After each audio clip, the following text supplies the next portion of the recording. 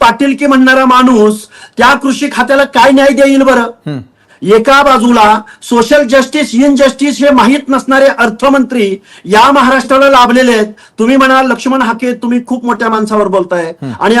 खमक्या असणाऱ्या माणसावर बोलताय, पण एका बाजूला या महाराष्ट्रामध्ये सोशल जस्टिस इनजस्टिस माहीत नसणारा माणूस ज्यावेळी अर्थमंत्री पदावर बसतो त्यावेळी आजारी पडलेल्या कारखान्यांसाठी आत्ताच्या अधिवेशनाबद्दल बोलतोय मी,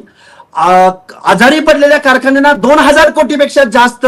पुरवणी मागण्यामध्ये निधी मंजूर करणारा माणूस, दुसऱ्या बाजूला मात्र ओबीसी प्रवर्गामधून येणाऱ्या महाज्योतीच्या पोरांना पीएचडीची फेलोशिप देत नाही. जो महाराष्ट्राचा गव्हर्नमेंट रिझोल्युशन आहे की जे सारथीला तेच बारतीला तेच महाज्योतीला तेच तारतीला, पण महाज्योतीच्या विद्यार्थ्यांना मात्र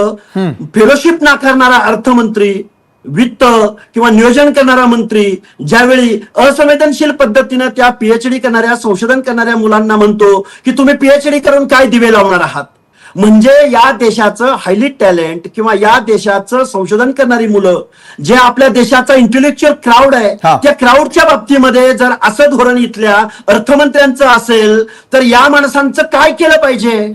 मला वाटतंय या महाराष्ट्राच्या विधानसभेमध्ये विधान परिषदेमध्ये भारतीय जनता पार्टीला फक्त तो त्यांचा पक्ष त्यांचा प्रश्न आहे, मग आमचे सहकारी आहेत. अरे तुम्ही कॅप्टनशिप तुम्ही करताय ना. जर एखाद्या टीम मध्ये जर एखादा खेळाडू जर चांगल्या पद्धतीने परफॉर्मन्स करत नसेल, त्याचा त्या टीमला उपयोग होणार नसेल, त्या टीमचा पराजय होणार असेल तर त्या कॅप्टनची जबाबदारी आहे की अशा माणसांना टीमच्या बाहेर बसवलं पाहिजे. मला वाटतंय